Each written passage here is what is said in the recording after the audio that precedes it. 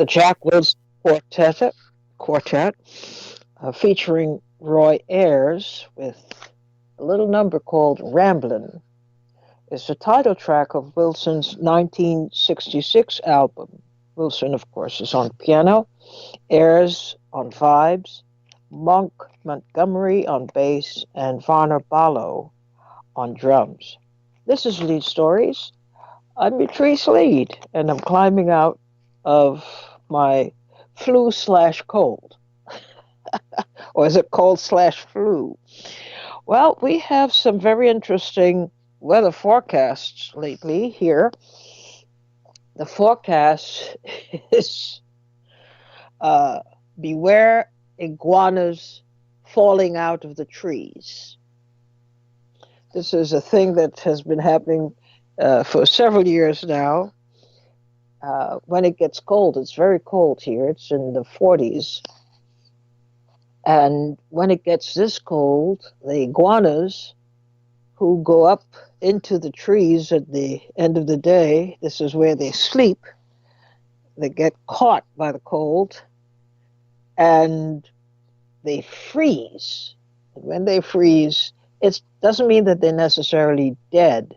It's just that everything shuts down and they start falling out of the trees. So the weatherman was advising people. It's a very interesting weather forecast. Cloudy with a chance of iguanas. They just fall out of the trees, and you have to be careful not to be in their path. But the hope is that this is as cold as it's going to get for them. If it gets any colder, then it would be very dangerous and life-threatening for iguanas. And some people don't mind that this happens because they say the iguanas are an invasive species and all of that. And they are quite large when they grow into adulthood. But I like iguanas. Since I was in Trinidad as a little girl, I loved iguanas. So, but that's our weather forecast for today. Cloudy with a chance of iguanas. Well, what have we to talk about today? Certainly oh, one more note before we go on to the issues of the day. I want to thank those of you who uh, encouraged me to get better faster. Thank you very much for your calls and your concerns. Thank you so much. It means a lot that people extend their good thoughts when you're not doing very well. So thank you for that. Well, now on to our subject. I had a long talk with a friend. Uh, it's a kind of serial conversation we've been having for years, literally years. We talk politics all the time, and it's never a short conversation. But I had one of those yesterday, and it went pretty much the same way so many of our conversations go. We were commenting on what we were seeing being broadcast as a historic event on television, the trial of Donald Trump, the President of the United States, by the Senate. The House having already uh, determined that he should stand trial for two charges. One was obstructing Congress, and one was for abuse of power. So there was a lot of dilly-dallying and so forth, but finally it has reached the Senate, and the trial has begun. And I can't help but say, people from other countries watching this must be bewildered that this is what passes for jurisprudence in the United States.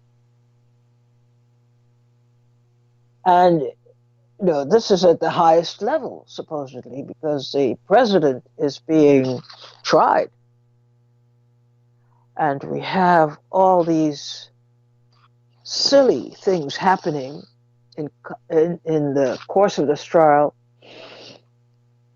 And it only leaves you to wonder. It's an amazement, actually, that despite this, what we see as leadership in the United States, the country still continues to operate despite this.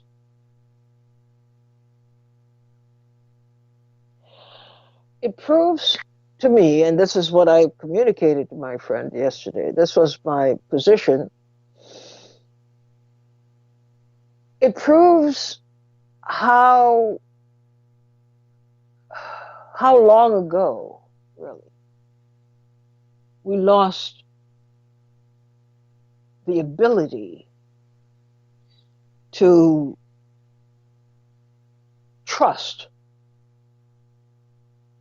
a political or electoral system that gives us this to work with. The president is an abysmal leader, as are many members of Congress. I have no idea why they're still there. Force of habit, maybe? But there's no rational reason that this is what we have as the highest level of governance in our country. We long past the point when we should have had this political and electoral system overhauled and something better put in that operates more in tune with what we say the relationship between government and the governed should be.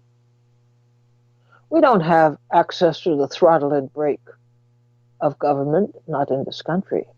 And we see it playing out in shocking reality on television. It's actually reality television. I can't believe that this is what we are made and compelled to accept.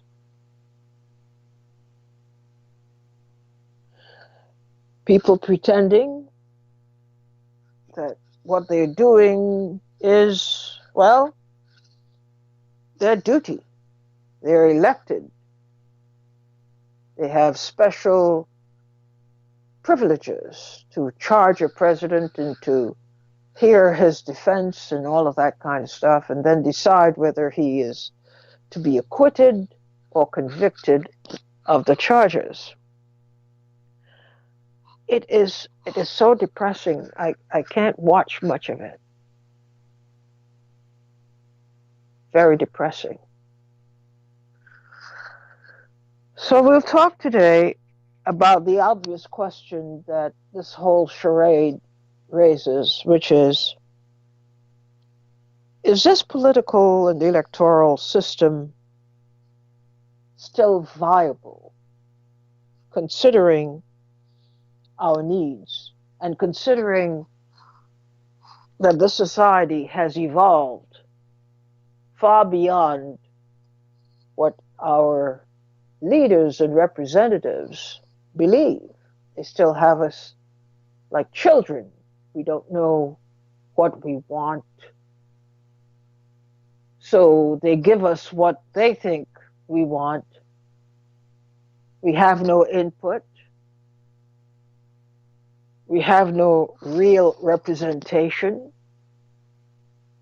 We have a crime literally unfolding in Congress right now, in the U.S. Senate of all places. It's a crime.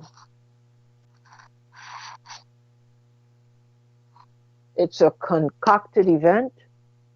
I have never heard of a scenario anywhere in the world where first you go to trial, and if we feel like it, we'll rustle up some evidence later. As my friend would say, that's bass backwards. But it is presented to us as the epitome of legal minds duking it out in the interest of democracy and truth and justice and all that other crap that they talk about. My feeling, more and more as I watch this or hear discussions about it, is that we have to draw a line somewhere. We, the people, we are not supposed to tolerate this beyond this point. We're not supposed to tolerate even this. We have to draw a line. We have to decide whether this is, in fact, a democratic proposition that the government and the people work together to forge a nation operating under agreed rules. That's not what's happening in Washington. It's a disgrace.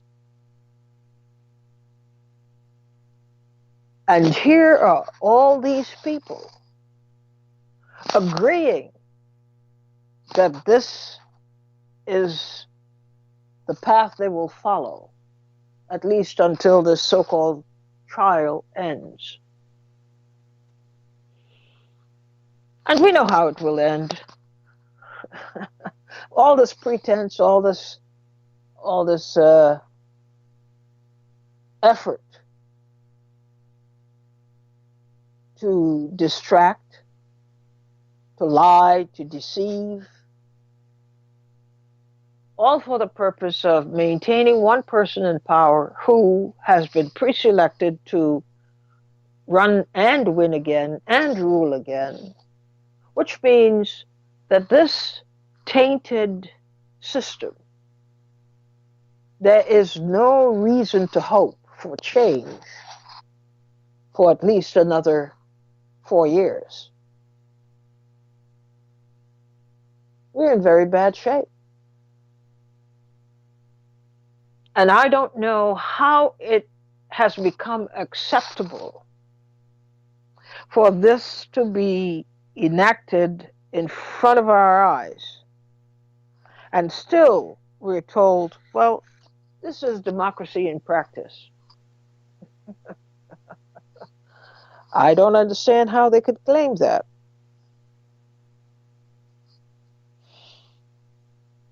It seems to me that there must be some changes immediately. This is not a democratic process at all. It is not even intelligent. But they've gotten away with it. This president has put everybody at his service, and he does what he wants. And then they come behind him, they walk behind him with their collection devices to pick up the poop. And still tell us this went just as planned. It is a democratic process. Remember that. But I think we ought to examine, and quickly, we ought to get to some point of view collectively as to whether this is satisfactory, whether this flies as leadership that we can be confident in, leadership that is competent to govern. Because when you look at it, all parts of our society are in turmoil, in distress, or in meltdown. The only part of this governmental process that is working is that part that concerns those who govern. They're doing quite well. You would never think there is a crisis with homelessness. You would never think there is a crisis in education. You'd never think there's a crisis with unemployment. Indeed, the president insists, and people are parroting his lies, that things couldn't be better. If you're out of a job, the inference is it's your own fault because the economy is humming. And now comes this business of electoral politics, and we see even more obscenities there. And still they're pretending that, well, this is the same system that we've had for so many years. It's worked for so many years, no need to change it. And in any event, we have the best electoral system in the world. So what are you griping about? But people have no influence over government anymore. Government is a government despite the people, or to spite the people. That's what it has become.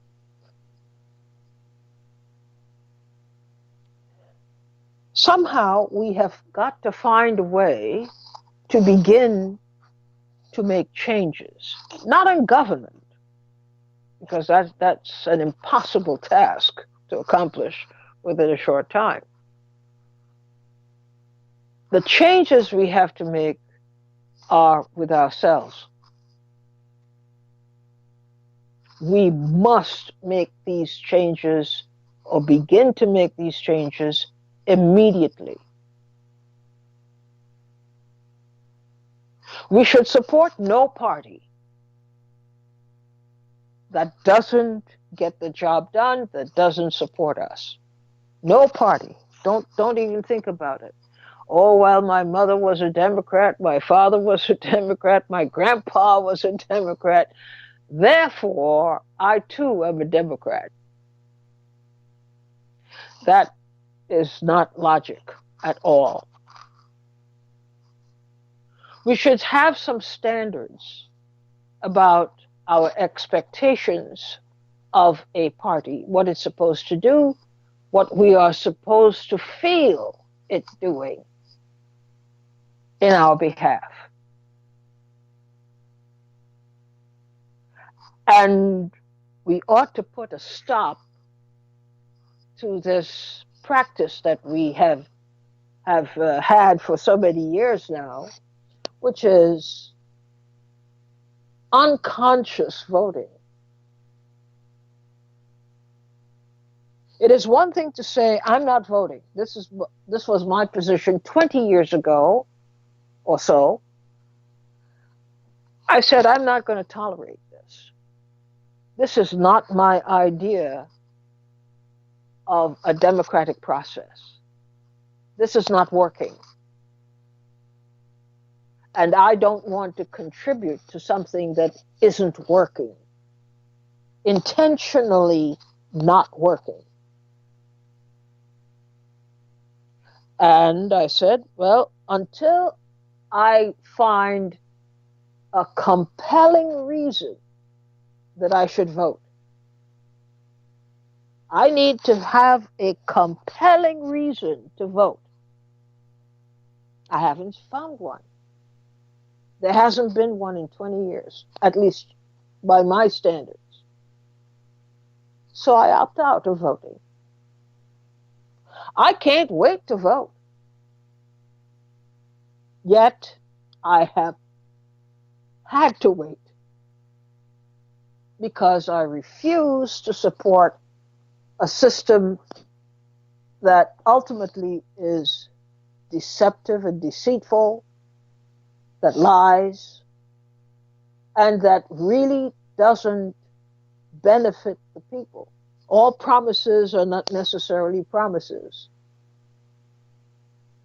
We have people out in the street, sleeping in the streets, sleeping in their cars, or entire families. We have unemployment, massive unemployment, but Trump doesn't see it. Legislators don't see a need to declare a state of emergency about these things. These are basic human rights being violated in front of our faces. We say nothing. We get out perhaps in March. That is not changing anything.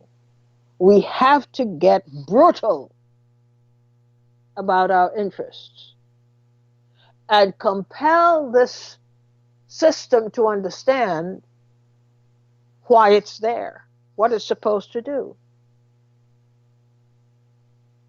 I don't see how anybody could go another day seeing the dichotomy between the people who do not have and the people who do have and find it acceptable and then train themselves not to see it.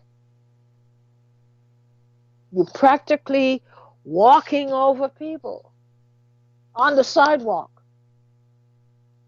and there is no collective outrage about it in a land that boasts how great it is. Children starving. And still, the education system denies them a meal.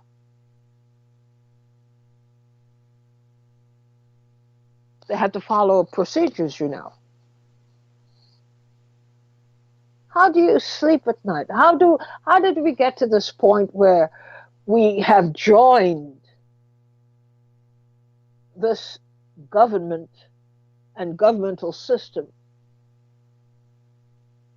in their brutality? And we don't have any particular feeling about it. The elderly people have to decide medicine or rent. And sometimes they can't afford either or.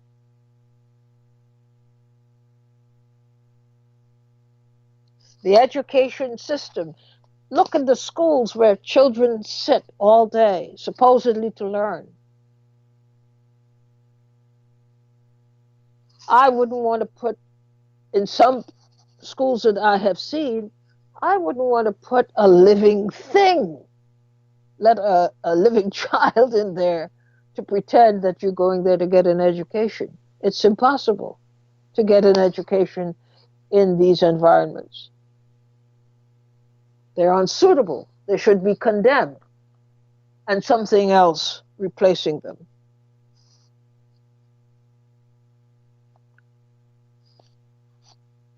I think we have to get serious, or I'll say it bluntly, we will have no reason. I'm at that point now. We have no reason to complain. We have no right to complain. We have no cause to complain because we've tolerated this for decades.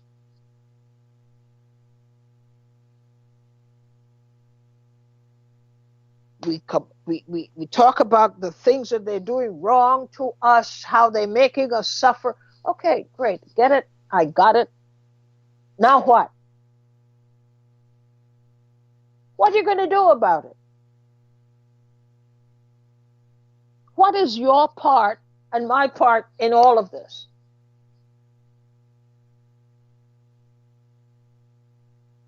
Why are we pointing the finger outward, pointing at somebody else when it is so clear that you got to turn that finger around and point it at yourself?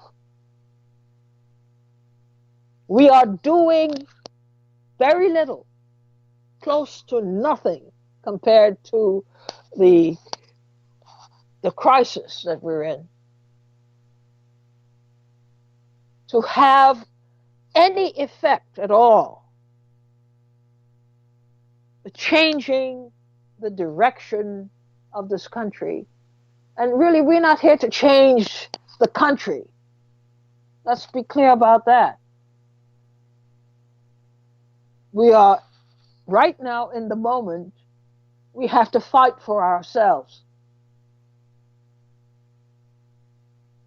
Because in any event, that's where change starts. We have to fight for our communities. We have to fight for our elderly. We have to fight for those who are incarcerated, those who are unemployed, those who lack critical medical care. We have to take on the fight. We have to fight for good daycare services so that parents can work. We have to fight for decent jobs that actually pay a living wage. This is 2020. And when you compare the United States for all the expertise and all the good things it supposedly is and supposedly does, you compare it with most any other country, you see how far behind we are in so many critical categories. We cannot entrust our fate to politicians and to a system in Washington, or maybe even at the state level, or the city level, or the county level. We can't do it. They have all had the benefit of time and the benefit of doubt. And now we should resolve that they're out of time and there's no doubt. We are clear about what they have been doing all these years and continue to do, and see no reason to change anything because the formula they came up with is working so well.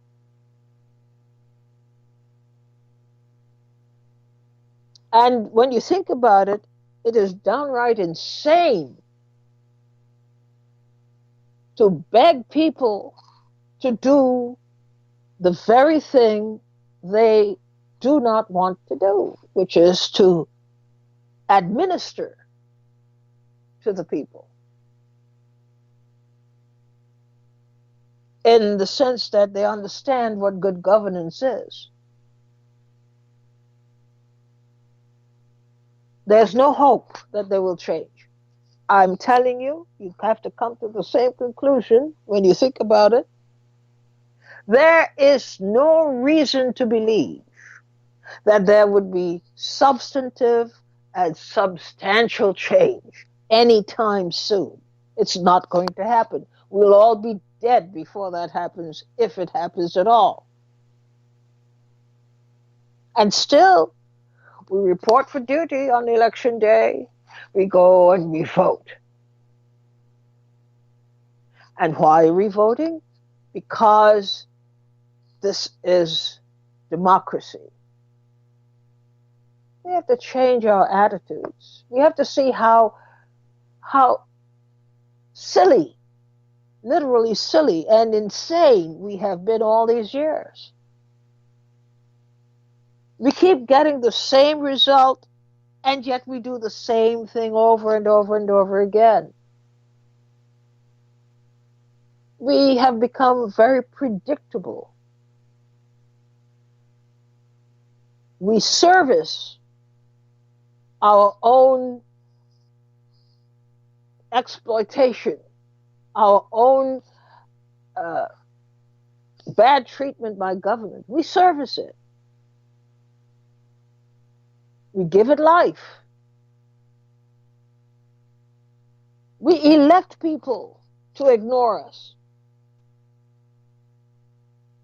We pay taxes we won't ever see a just return on for ourselves, for our communities, for our children.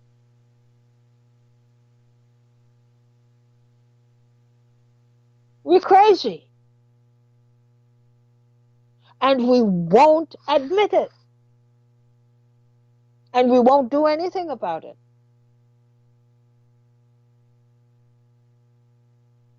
My goodness, what more do we need? How much more evidence do we need that this is, in fact, the plan? This is how we are to be destroyed. It may look like an election. It may look like you get to join a union and your pay goes up 10%, but it's planned obsolescence when you see how it unfolds. So we need to give ourselves notice to ourselves that you're done with A, B, C, D. You're done with those four things. You're not participating, but you're formulating your own system that would help you much better than the one that is there now.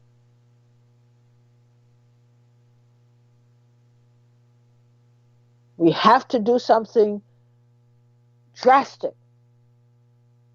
because, you see, we're tempted to believe, well, they wouldn't go that far. Yes, they will. And with your help, they'll go that far.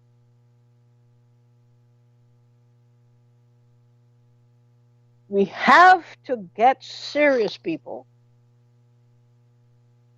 It's long overdue. This is not a system for most of us. This system would not help most of us. Even though you invest in it through your labor, through your taxes, through all kinds of ways you support a system, it does not support you. You have a police force to protect you. Does it? Does it? Looking at the figures, just go to any legislator and say, look at these figures. False arrests, killings by police, horrible trials that are basically crooked trials. Major time. You do not get to serve the same time as anybody else. You get more time to serve. If you're black or brown in this country, you have penalties to pay. To live every day, you have to pay penalties. Penalties are due, and you understand it, but here's the thing that confuses me. You pay it. You cooperate with it. You let this system have its way with you. No protest. You just go along while you mutter something about, well, this is bad. I don't like this. You're muttering to yourself. We haven't faced this system down. Really, we haven't. We wait till somebody gets shot in the head by a cop. We wait till there are indisputable instances of police brutality. We wait till there is no solution. There's no way of getting out of the situation without forfeiting your life. That's what we do. I am pleading for us to come to a whole new understanding about our collective reality. And it is not being served by this process, by this legislature, by that judge, by any official. They're taking care of their business. We are not taking care of ours. We just are not. So, those are the thoughts that I exchanged with my friend. And he put up a fight to some degree. He said, well, people have to go through a period of reacclimation. I said, enough of that. We have had enough excuses for why we are not doing what we're supposed to do. We're done with that. We have an agenda, and it's more urgent than most people's agendas. But we're not concerned about most people's agendas. This is time to get very focused on what we have to do literally to survive, let alone thrive. This is no joke.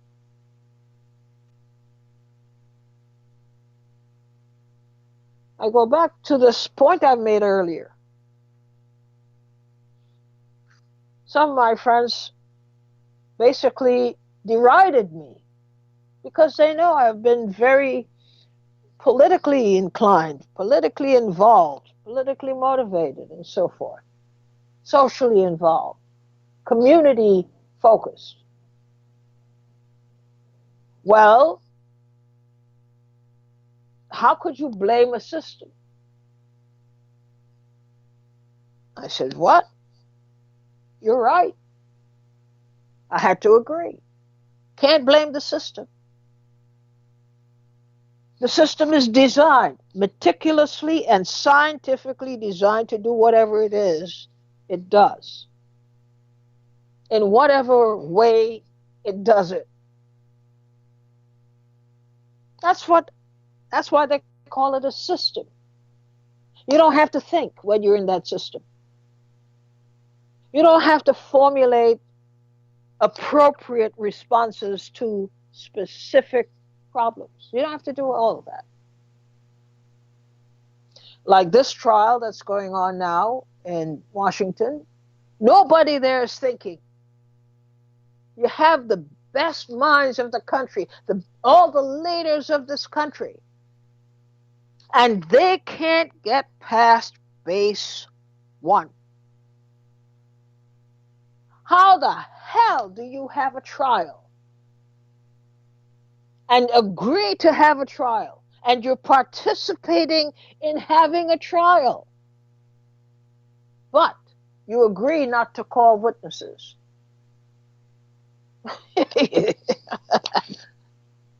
Somebody is eating some very funny food. How do you explain that? And you supposedly have a brain, and you supposedly represent a district, a congressional or senatorial district at that.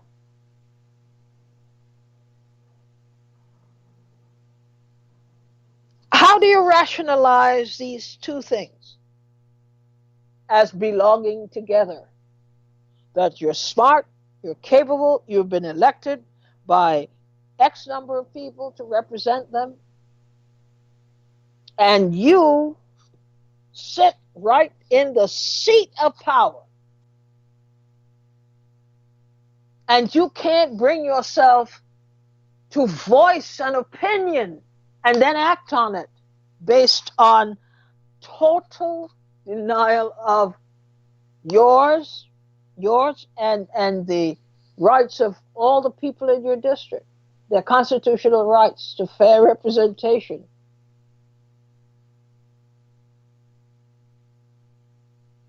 Something is wrong. And that's because we've let these injustices go on uncontested.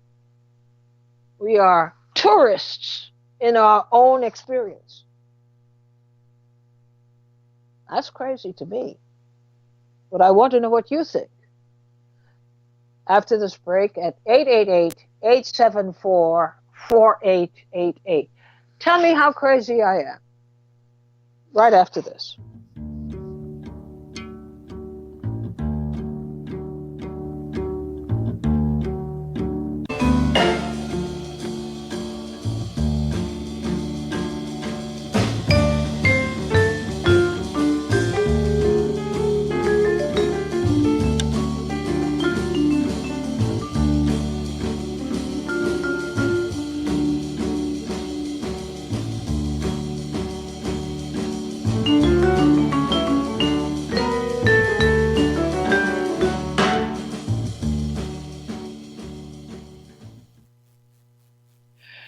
You're listening to Leid Stories on PRN.FM. I'm Utrice Leid, and you can express yourselves.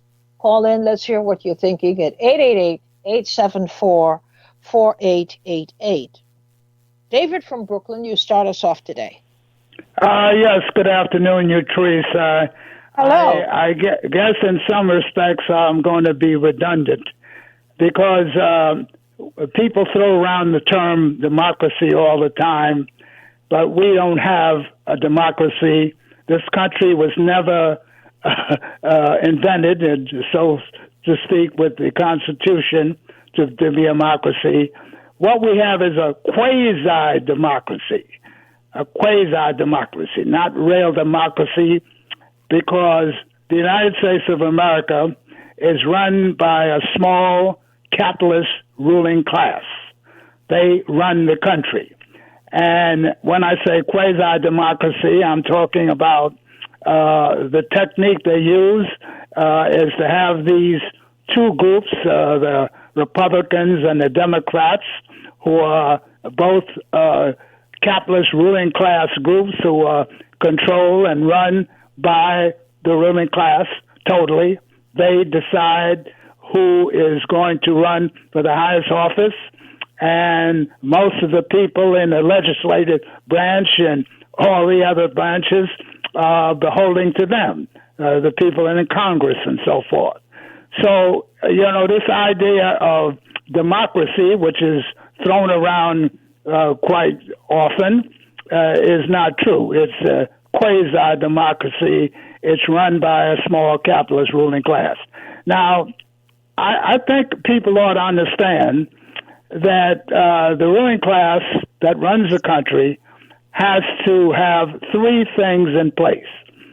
And I will go over those three things.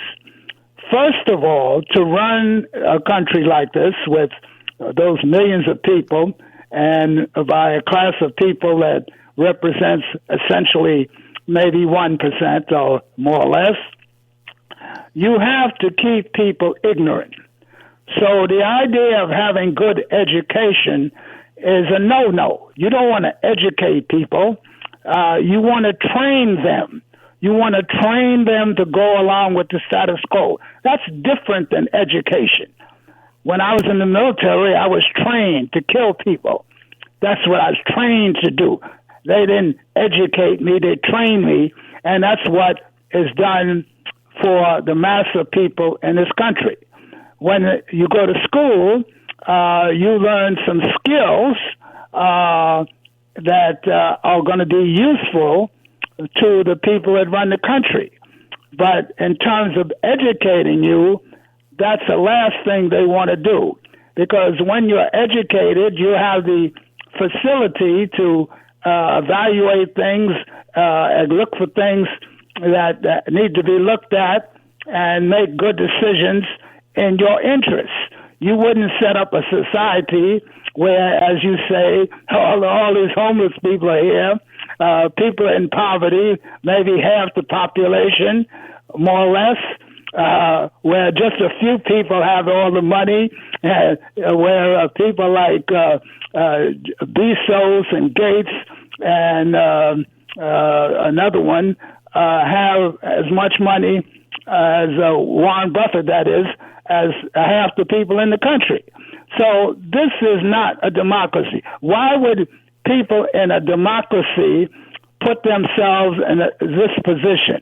This is not a democracy.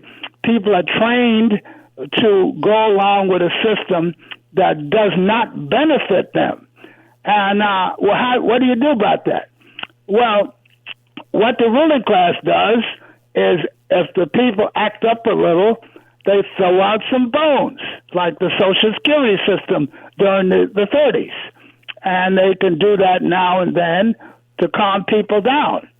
But anyone who is in a position like the ruling class of this country, who has total control over the minds of most of the people, they will do what is necessary to maintain control, and they do it by three things.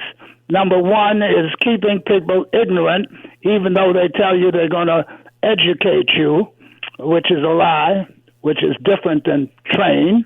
And number two, their main tool in their tool bag is divide and conquer. And we see that in this concept of white supremacy racism, with dividing people up by ethnicity, by sex, by age. And any way you can divide people up, you can weaken the masses of people. And that's what's going on here. So that's the second one. And the third one is to maintain control of physical force. That's slave patrol at one time, the police department, the military, the National Guard, the reserve, the regular military. So you have all levels of control. Number one is keeping people ignorant about what's really going on. Number two is divide and conquer. And number three would be military control. So the only way that people are going to change that is a rebellion. People in power don't voluntarily give up, and say, oh, yeah, well, you can have it. You have it your way, and you won't be in power. Well, you can just run it yourself. But they're not going to do that. So people are in a bad position there, and most people don't even understand the game. They don't know the game. This is Absolutely. A giant game run by the ruling class, for the ruling class, by the ruling class. Well, thank you for getting us started today. And on a good series of points, I hope people pick up and elaborate on your points. But thank you so much, David, for calling in. Ed from Queens, you're on the air. Yeah, good afternoon, Trace. How you doing? Okay, Ed, how are you?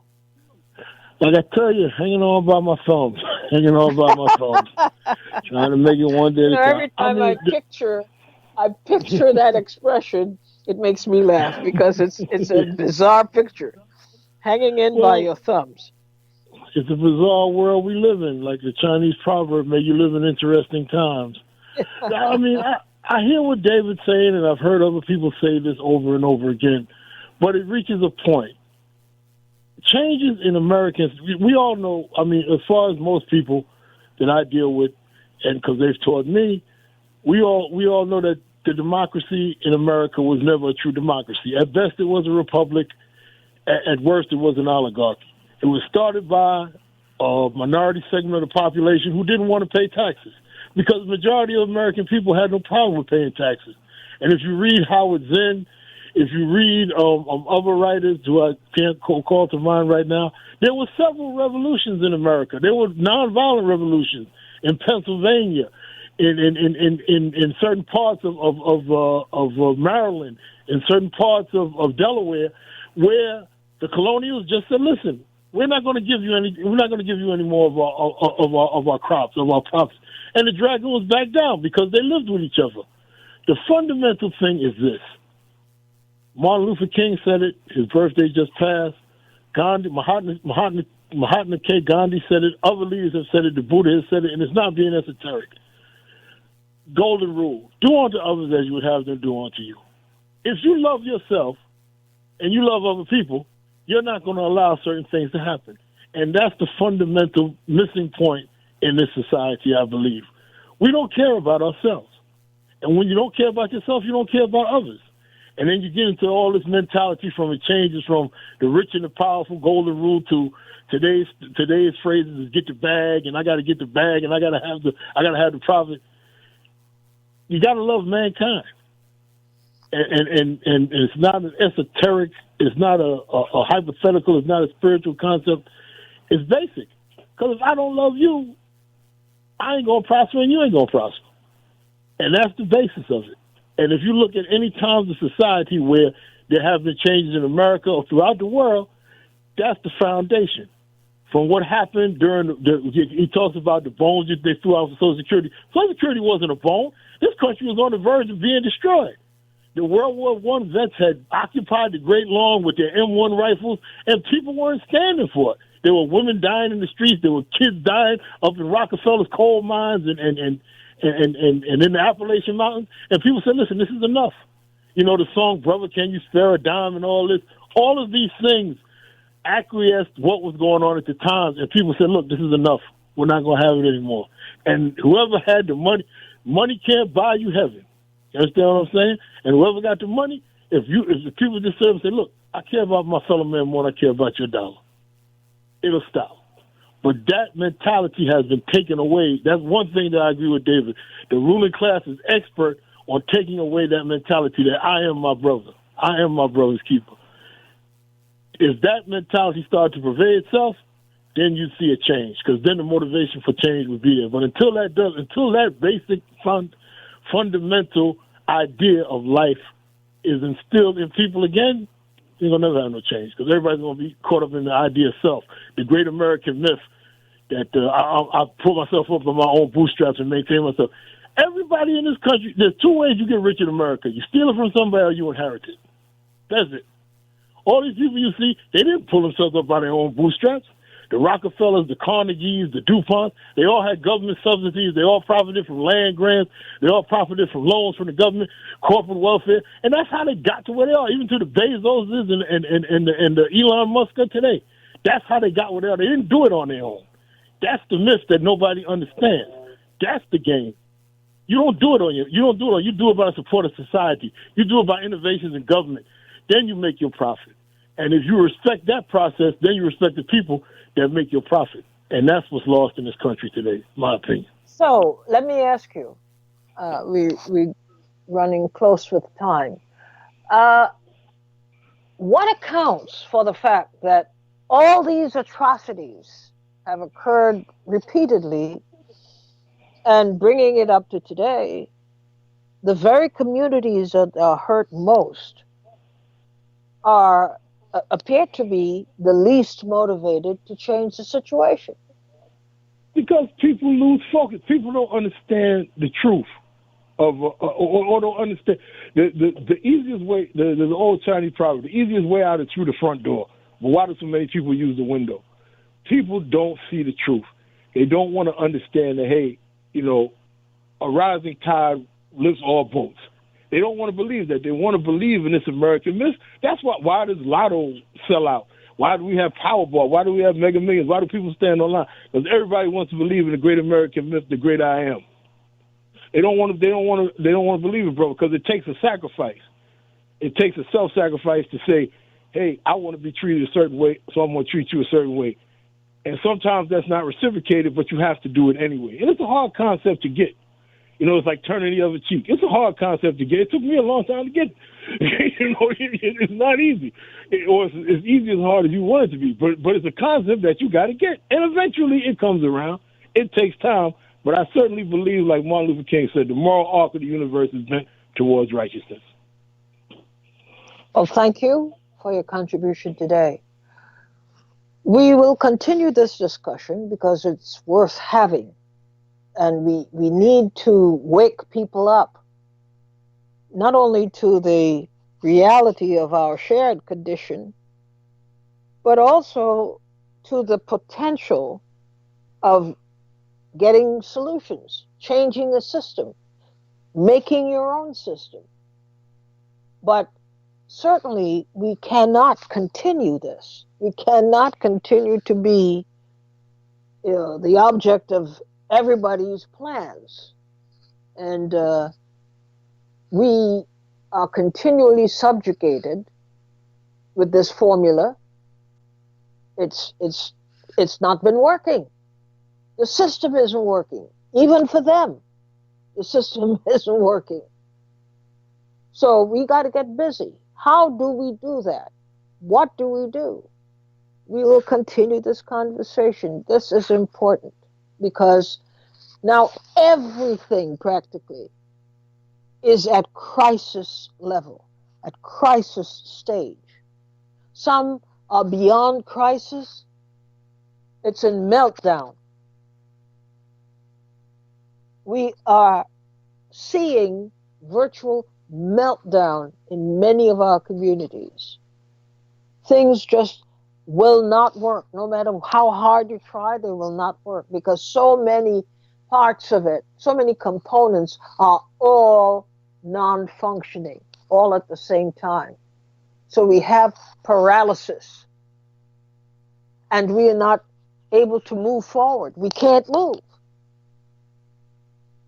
because you need integrated parts to work together to move. And we haven't reached there yet. Thanks for listening today, and we'll talk again tomorrow. Bye bye.